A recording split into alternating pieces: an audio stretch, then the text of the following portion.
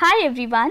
So as you all must be knowing that I am making videos on Mughal Empire series, and up till now I have covered 5 major rulers. Those are Babur, Humayun, Akbar, Jahangir and Shah Jahan in serial fashion. So if you haven't watched them yet, please do. I'll attach the link, or I'll provide the links of those videos in the iCard button or in the description box below. You can check them out. And today I'm going to cover the last great Mughal ruler, who happens to be Aurangzeb. So let us first see the table of contents that we have. So very foremost we will cover the introduction part, or a little bit of background to Aurangzeb's early life. Then we will see Aurangzeb's policies. What all policies did he adopt to rule the Mughal Empire? So underneath we will see administrative or military policies, religious policies of Aurangzeb, and lastly economic policies of Aurangzeb. We will also see few of his achievements. See, basically, as the sources suggest, Aurangzeb was definitely not the most loved ruler, neither was he the best ruler of Mughal dynasty, but sources also suggest that he did some great things for his empire, and he also was a very disciplined ruler in that sense. So he did have few achievements listed under his name. We will wrap up this video with death and succession. How did he die and who succeeded Aurangzeb? So let us first cover the introduction part, or a little bit of background to Aurangzeb's early life. So Aurangzeb was also known as Muhyiddin Muhammad, and he was born on 3rd November 1618 to Shah Jahan and Mumtaz Mahal. So Aurangzeb was the son of Shah Jahan and Mumtaz Mahal, and was born on 3rd November 1618, and was also known by the name of Muhyiddin Muhammad. He was also known by the name of Alamgir. So he also was known by his regal name Alamgir. Now he came to throne in 1658 after the death of his father Shah Jahan. But if you do not know already, he had started showing his rule worthy caliber from the age of 18 itself. So his reign expands from 1658 to 1707. So he ruled for 49 long years. After Akbar, he was the longest serving ruler of the Mughal dynasty, and when he ascended the throne, Aurangzeb was around 40 years of age. So he ascended the throne quite early, although he had started helping his fathers in all the administrative works, but he officially ascended the throne at the age of 40, quite late. Now, according to sources, Aurangzeb is also considered as one of the most hated rulers in the history of India, and the prime reason was his intolerant attitude towards Hindu religion. So he was very, religion intolerant sort of a ruler. He wanted to spread Islam in throughout the country, let's say. So he in the further slides we will also see that how he restricted or prohibited the practice of a specific religion. He also prohibited the celebrations and festivities, etc. So he was very religion intolerant. Aurangzeb has 3 wives.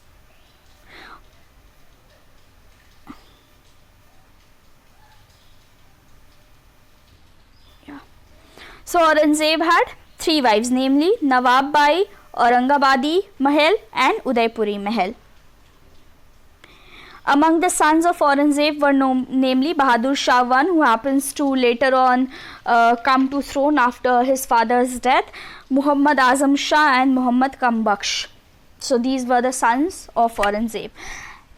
And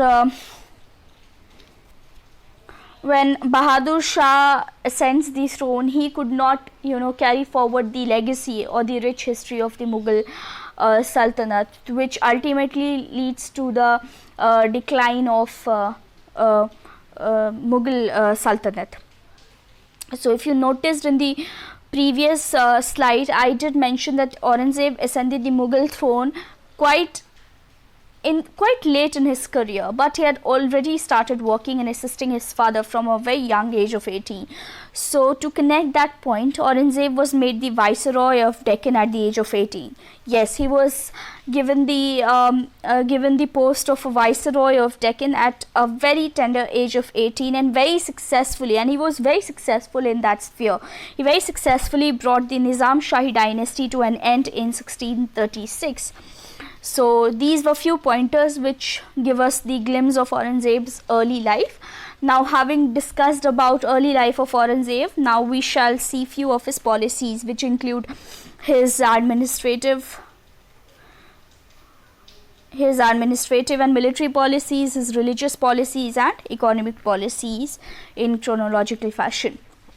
So very first we shall know about the administrative policies of Aurangzeb. Aurangzeb was very good administrator. Yes, during Aurangzeb's 50 years of rule, Mughal Empire had reached the pinnacle of progress. His administrative and military works were always appreciated. However, when it comes to being a good human, he was severely condemned and criticized. And till today, he is considered as the very cruel ruler in the history of Mughal Sultanate. So he was severely criticized for his intolerance and rude behavior.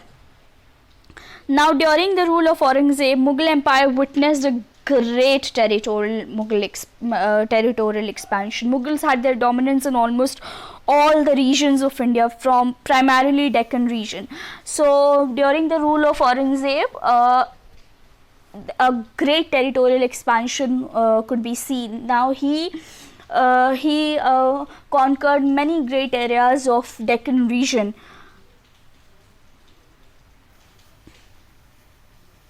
Aurangzeb's administration and there's a little printing mistake over here, so please pardon me for that. So it should be SAW, SAW. So Aurangzeb's administration saw an establishment of good moral and ethical values. So he was as I said earlier, he was a very disciplined ruler. He had very good and high moral and ethics. He himself was a very disciplined ruler, and he never indulged himself in any kind of intoxicants. He did not even, support extravagant and luxurious lifestyle. He always looked forward to saving the money and income of his empire. So he never spent the money, on random and useless things.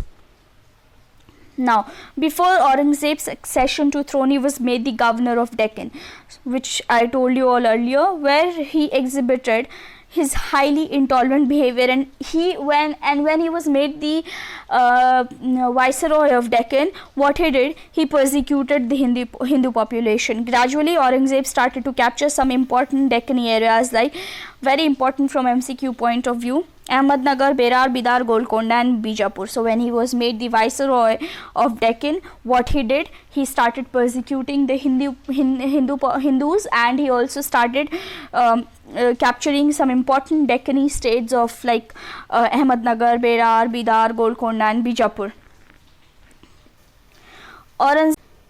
Initially, Aurangzeb also achieved victory over Marathas. Initially, Marathas were under the full dominance and control of Bijapur region. Maratha attained independence under Shivaji. Now Shivaji died after a few years, and then came to power his son Sambhaji. Sambhaji is killed by Aurangzeb, and now comes to power Raja Ram, who happens to be the brother of Sambhaji. Now Raja Ram establishes Satara, which is a district in Maharashtra, but he eventually loses to Mughals, and the Satara district also comes under the control of Mughals.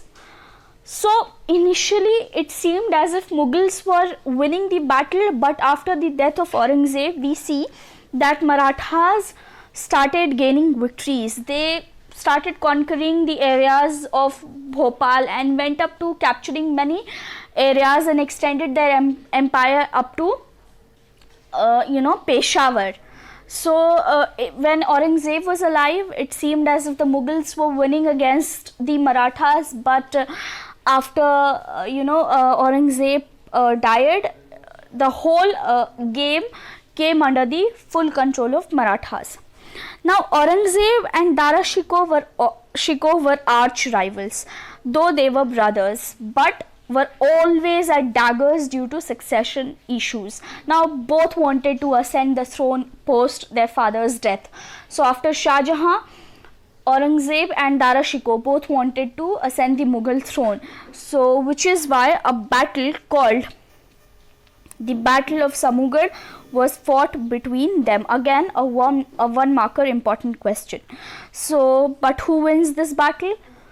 Aurangzeb happens to win this battle. So these were few basic key pointers about the administrative and military activities during Aurangzeb's rule, and now we shall see the religious policies and religious policies of Aurangzeb, which also becomes one of the important topics when it comes to the rule of Aurangzeb. Sources about Aurangzeb's history suggest that he was highly intolerant ruler. You know, he was highly intolerant towards Hindu religion. He wanted to spread Islam everywhere in India.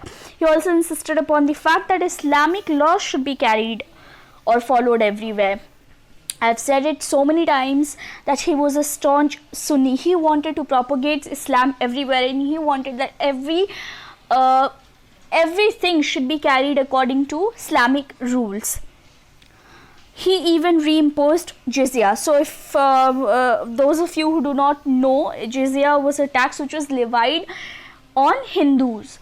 So he reimposed jizya. Now, but he did one thing which was very great. He banned the practice of sati during his rule. So sati is one of the evil practices wherein after the death of husband, wife is supposed to burn alive on the funeral pyre of her husband. So this was one such evil practice which Aurangzeb criticized and he prohibited during his tenure.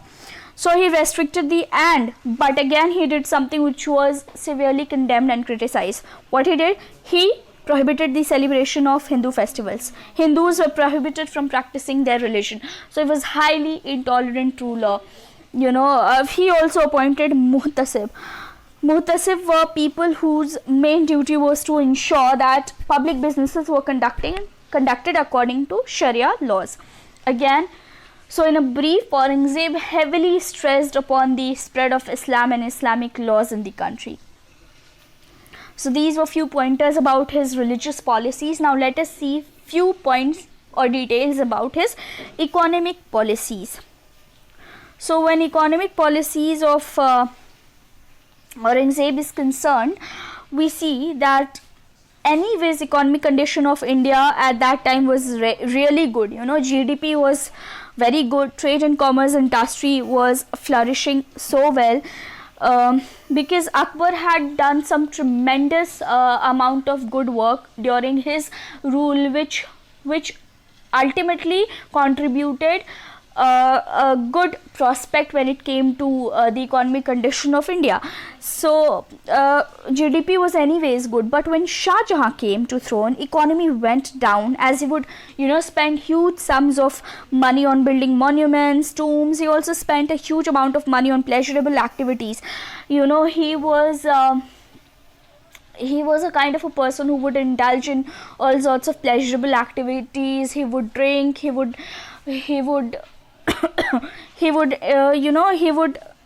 basically indulge himself in all sorts of entertainment purposes. So basically his treasuries were all empty. He had very little amount left to carry forward the administrative affairs of the empire.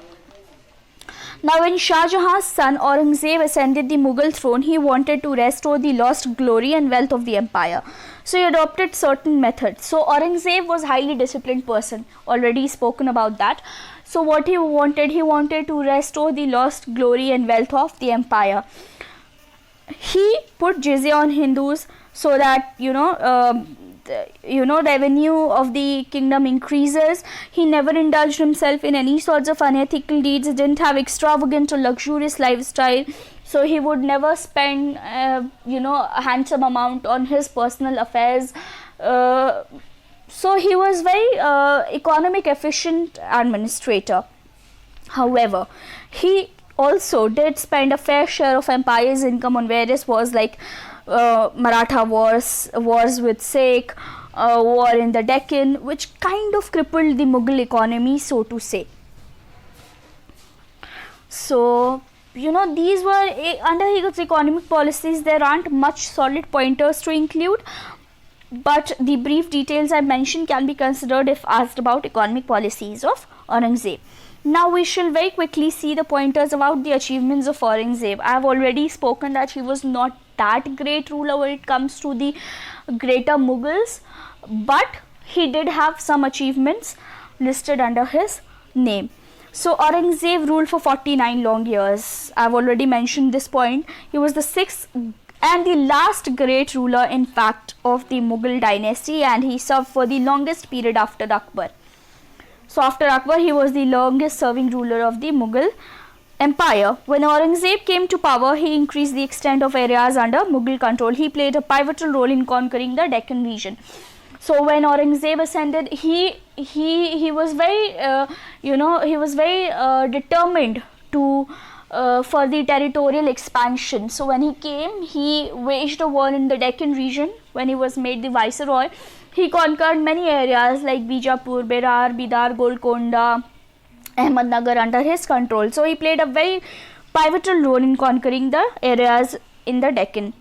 He was very economic efficient ruler. He did not spend or waste money on bad things. He was economically very efficient. Shah Jahan had already done a huge damage to Indian economy, not to mention, and restoring the previous glory could have been a tough job for Aurangzeb, but he provided stability to Mughal economy and did not let it worsen to a greater extent. So he somehow tried to tackle the economic problems which were taking place in the empire by minimizing the expenses. So in that, this becomes one of his achievements. He also put a full stop to evil practice of sati, which was one of his greatest measures. So these were few pointers regarding the achievements of Aurangzeb. Now we shall wrap up this video with his death and succession part. So Aurangzeb died in 1707 at the age of 82 due to prolonged illness. And after his death, there was no great ruler. You know, Aurangzeb was definitely succeeded by his son Bahadur Shah, but to no avail, because you know the later Mughals were not that great who could carry forward the rich legacy and history of the Mughal Empire. So Mughal Empire had approached its doom, so to say. You know, the factors had started contributing in its decline. So sorry, it should be later. Pardon me for the spelling mistake. So later on, Aurangzeb was succeeded by his son Bahadur Shah, but he could not do anything great to carry forward the rich legacy, and thus Aurangzeb was the last great ruler of the Mughal Empire. And yes, that's a wrap, guys. I have dealt with all the greater Mughals in serial fashion. I will also provide the playlist on my channel. You can check that out. Next video will be on the decline of Mughals, and that will be soon up on my channel. I hope you liked this video, and if you did, then please consider liking it, sharing, subscribing, also commenting down below, and do follow me on Instagram if you have any queries or suggestions. Until then, be safe, do well. Thank you, and keep connected.